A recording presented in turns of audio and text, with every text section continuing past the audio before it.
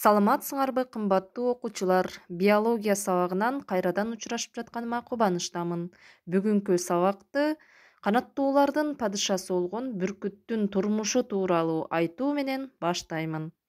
Бүркүт өзүңөргө белгилүү болгондой, бардык канаттуулардын ичинен узагыраак жашайт. Бүркүт 70 жашка чейин жашай алганга мүмкүнчүлүгү бар. Бирок бул жашка чыгыш үчүн бүркүт жашоосунун орто ченинде маанилүү чечимди кабыл алуусу керек. 40 жашка чыккан мезгилде анын узун курч тырмактары мокоп, эч нерсени кармай албай калат. Анын узун тумшугу кыйшая баштайт.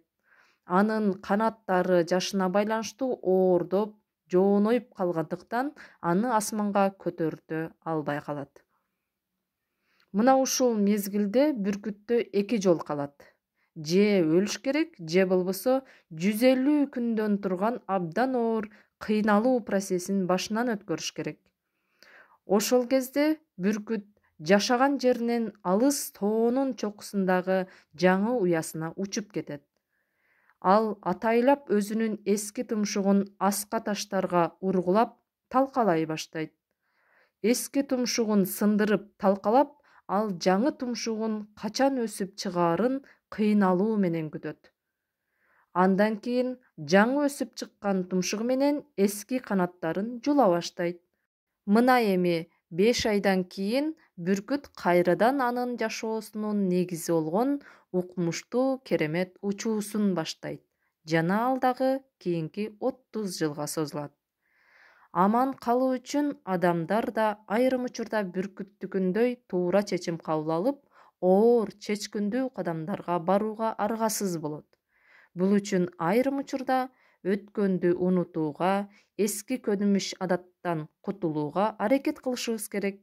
Жашоону жакшыга өзгөртүүгө кадам жасоого аракет кылышыбыз керек. Мындан бирден бир кадамга баруу үчүн күчтүү эрк жана жашоону жакшыга өзгөртүүгө болгон каалоо болуш керек. Бүгүнкү сабагыбыздын темасы канаттуулардын сырткы түзүлүшү деп аталат.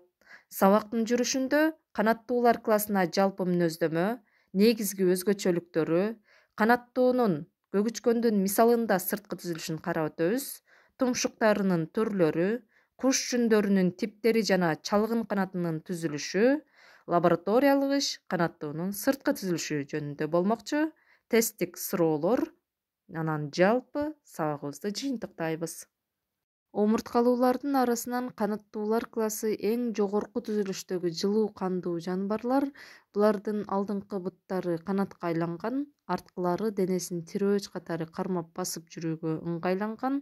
Кыймылына карай учуучулар бүркүт, сүзүүчүлөр пингвиндер, чуркап жүрүүчүлөр төөкуш болуп бөлүнүшөт. Учпоочу канаттууларга пингвиндер, төөкуштар, кибилер кирет. Канаттуулардын негизги өзгөчөлүктөрү болуп, денеси сыртынан куш жүндөр менен капталган, тиштери жок, алар мүйүз тумшукка айланып кеткен, алдыңкы кол буттары канаттарга айланып, учуу жөндөмдүүлүгүнө ээ болушкан, сөөктөрү каттуу жана көңдөйлүү келип, ичи аба менен толгон, дене температурасы сырткы чөйрөнүн температурасынан көз каранды эмес. Мындай организмдерди гомоэтермдик жаныбарлар деп айтабыз. Канаттуулар бардык континенттерде кеңири таралган, алар сууларды, саздарды, көлмөлөрдү, кургактыкты жана абаны өздөштүрүшкөн. Акыркы маалыматтар боюнча 2018-жылы дүйнөдө канаттуулардын 11 миңден ашуун түрлөрү катталган. Алардын ичинен Кыргызстанда 390дон ашык түрлөрү кездешет. 2007-жылы кайрадан басылып чыккан Кыргыз Республикасынын Кызыл китебине коргоого алынган канаттуулардын 57 түрү киргизилген. Канаттуулар эркек ургаачысы сыртынан түсү, өлчөмү менен жакшы айырмаланат. Мисалы, кайырма өрдөк, чоң арам өрдөк, кызыл чеке кашкалдак, чоң кара каз, котропейлерди. Булардын денеси учуп жүрүүгө ыңгайланган, өлчөмдөрү дагы ар кандай. Эң кичинеси калибрлер болсо, эң чоңу Африка төөкушу болуп саналат. Африка төө кушу жер үстүндө эң ири салмактуу куштардын бири. Анын узундугу 2,75 сантиметр, салмагы 100 килограммга чейин жетет. Башка төө куштардан айырмаланып, бутунда эки гана манжасы сакталган, чуркаганда анын арышы 4 метр, ылдамдыгы саатына 70 километрди түзөт. Дене бөлүктөрү башы, мойну, толку бою, канаттары, куйругу деп бөлүнөт. Башынын формасы жана көлөмү ар түрдүү, бирок денесине караганда кичине. Мойну узун жана кыймылдуу. Кээ бир куштардын башында таажысы болот, тумшугунун кыры абдан курч жана ар кандай түзүлүштө болот. Үстүңкү тумшугунун түбүндө ар кандай түзүлүштөгү, формасы, көлөмү менен айырмаланган таноолору жайгашкан. Башынын алдында мүйүз менен капталган тумшуктары жайгашкан. Азыктануу тибине карай тумшуктарынын түзүлүшү ар түрдүү калыптанган.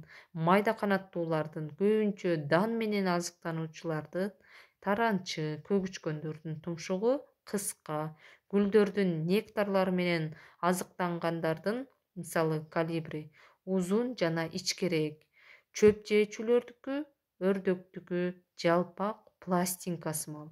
Ал эми жырткыч канаттуулардыкы олбурлуу келип, жемин жулуп жеш үчүн ылайыкталган. Үстүңкү тумшугу илмек сымал болуп, астың көздөй ийилген. Көздөрү чоң, алар башынын эки капталында жайгашкан, алардын артында куш жүндөрү менен жабылган, бирок калканчасы жок, кулак тешиги жатат. Канаттуулардын көзүнүн курчтугу адамдыкына караганда 4-5 эсе жогору. Жырткыч канаттуулардын көздөрү бинокулярлык түзүлүштө, алар өтө алыстыкты да көрүүгө жөндөмдүү. Караңгыда бакта коно отурган үкү жерде жүргөн чычканды таап кармап алат. Мисалы, үкүлөр үндөргө өтө сезгич келип, тез кабыл алышат. Алар мышыкка караганда үндү 4 эсе тез кабыл алышат. Денесинин түзүлүшү. Канаттуулардын териси кургак, тер бездер болбойт, жалгыз куйругунун түбүндө чычаң бездери бар. Ал канаттарын майлаганга катышып, бездин секирети менен тумшугу аркылуу канаттарын майлап койсо, канаттарына суу жукпай калат. Буга ийилчээк жана кыймылдуу мойну жакшы жардам берет. Канаттуулардын арткы буттары гана жакшы өрчүп, алдыңкысы канатка айланып кеткен. Буттары өзгөчө түзүлүштө, алардын узундугу, манжаларынын формасы, өлчөмү, түзүлүшү ар түрдүү. Буттары басканга, чуркаганга, жөргөлөгөнгө, дарактарга жармашууга, топуракты тырмоого багытталган. Кээ бир түрлөрдүн, мисалы тоок сымалдарда, куш шыйрагынын төмөн жагында текөөрү өрчүгөн. Канаттуулардын манжаларынын саны көпчүлүк куштарда 4кө чейин болот, айрымдарында 2-3 болгондору дагы бар. Мисалы, Африка төө кушунда 2ден 3 манжалууларга Австралия төө куштары, эму, казуарлар кирет. Куш шыйрагын кабырчыктар жана калканчалар жаап турат. Манжаларындагы тырмактары ар кандай кызматты аткарат. Мисалы, жырткыч куштар алардын жардам менен учуп баратып, олжосун чеңгелдеп кармайт же илип кетет. Тери каптоосу. Канаттуулардын териси жука, кургак, анда бездер болбойт.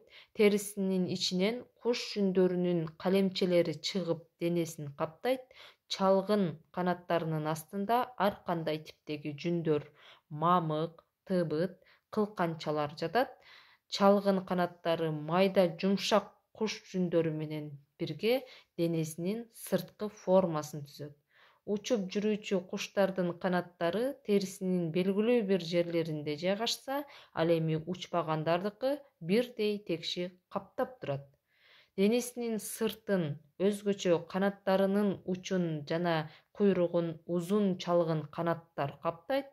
Чалгын канаты өзөгүнөн, калемчесинен, ички жана сырткы желпүүрлөрүнөн турат. Өзөктүн эки тарабынан ичке жазы келген желпүүрлөр кетет.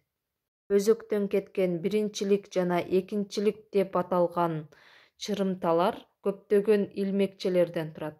Канаттуунун денесинин температурасы айлана чөйрөнүн температурасынын өзгөрүшүнө көз карандысыз. Алардын денеси 40-42 градуска жакын температураны туруктуу кармап турат. Канаттуулардын куш жүндөрү жылына 1 же 2 жолу түлөшөт. Ал канаттуулардын учуусуна тоскоолдук жаратпайт, себеби жай жана акырындык менен жүрөт. Түлөгөн сайын алардын өңү түсү өзгөрүлүп, жаңырат. Ал эми сууда жашаган канаттуулар түлөө учурунда канаттары толук калыбына келмейинче уча алышпайт. Канаттуулардын сырткы түзүлүшү боюнча лабораториялык иш сабак учурунда жүргүзүлөт. Бул жерде иштин максаты, жабдылышы, жүрүшү жана жалпы жыйынтыгы көргөзүлүп турат. Жакшылап карап чыгасыңар. Лабораториялык ишти аткаруу менен дагы сабакка жакшы түшүндүңөр деген ишеничтемин. Анда тесттик суроолорго көңүл буруп, жакшылап карап чыккыла. Суроо жооптору менен берилди. Бүгүнкү сабакта канаттуулар классына жалпы мүнөздөмө, жашаган чөйрөсү, канаттуулардын сырткы түзүлүшү жөнүндө кенен маалымат алдыңар. Демек, канаттуулар жашаган чөйрөсүнө жараша Арктикадан Антарктидага чейинки бардык аймактарды мекендешет. Куш жүн каптоосу канаттууларды башка жаныбарлардан айырмалап туруучу систематикалык белги катары эсептелет. Куш жүндөрүнүн пайда болушу куштардын жылуу кандуулугу жана учуу жөндөмдүүлүгү менен байланышкан. Контурдук, мамык сымал, тыбыт куш жүндөрдөн турарын сабакта карап чыктык. Сөөктөрү жеңил, түтүкчө сымал, сөөктөрүнүн көңдөйүндө аба толгон. Жаактары мүйүз тумшукка, алдыңкы буттары канатка айланган. Дене температурасы сырткы чөйрө температурасынан көз каранды эмес.